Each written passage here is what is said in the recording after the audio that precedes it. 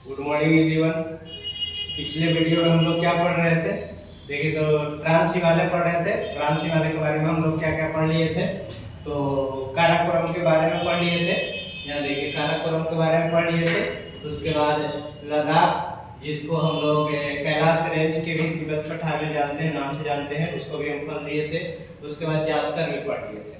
थोड़ा बहुत अगर मान लीजिए कोई टॉपिक अगर फैक्ट इससे याद करना हो तो जैसे काराकोरम में क्या बताया था कि इसकी सबसे ऊंची चोटी जो होती है वो माउंट केटू है, जो भारत के नहीं पूरे दुनिया का दूसरा नंबर का चोटी है माउंट केटू।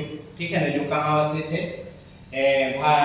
काराकोरम पर्वत श्रेणी पर अवस्थित है। ठीक है, जो भारत के अगर संदर्भ में देखा जाए तो भारत की प्रथम सबसे ऊंची चोटी है, लेकिन आपका जो भारत के वो अधिकांश क्षेत्र में नहीं था। ठीक है, और उसके बाद दूसरा हम लोग देखते हैं लद्दाख, जिसको तिब्बत पठार में कैलाश रेंज के नाम से जाना जाता है। तो इसमें हम लोग क्या देखे थे? तो इसमें देखे थे कि सबसे ऊंची चोटी जो थी वो राकापोसी थी।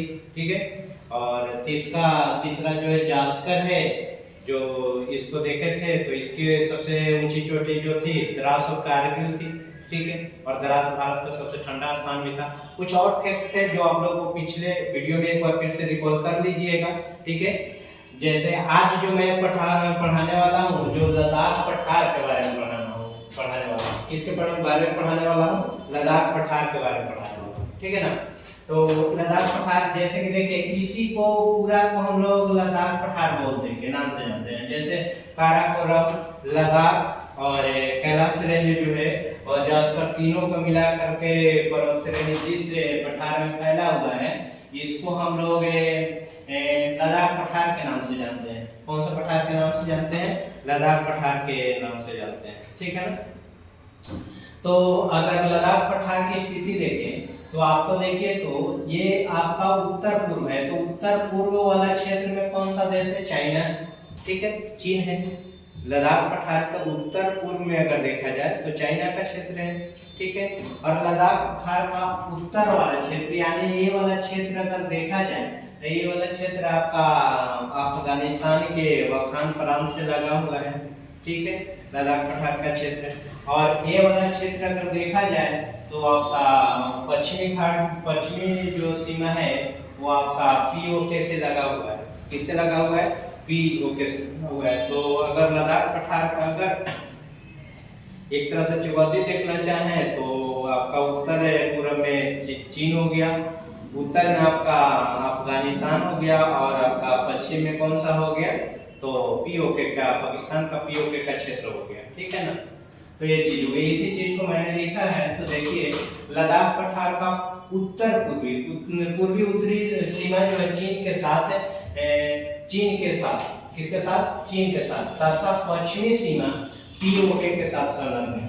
ठीक है, उत्तर पूर्वी सीमा किसके साथ? चीन के साथ, और पश्चिमी सीमा किसके साथ? पीओके के साथ संलग्न है।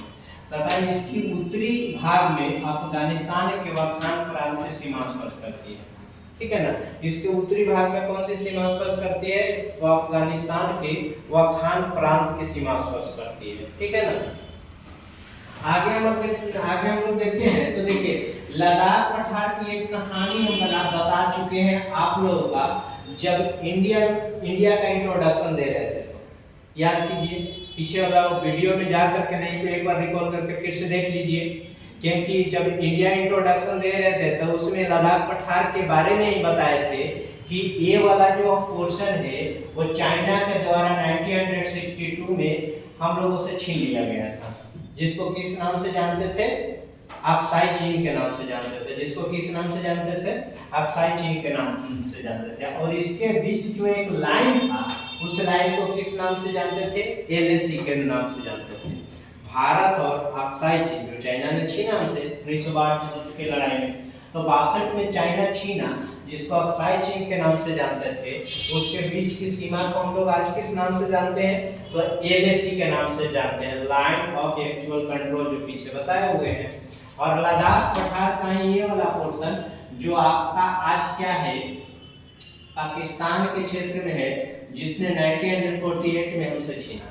ठीक है ना, तो 1948 में जो छीना गया वो आज हम लोग गिलगिट बल्टिस्तान के नाम से जानते हैं, पीओके और गिलगिट बल्टिस्तान के नाम से जानते हैं, जो आज किसके पीओके के क्षेत्र से नाम के जाना जाता है। ठीक है ना, किसके नाम से जाना जाता है, पीओके के नाम से भी जाना जाता है।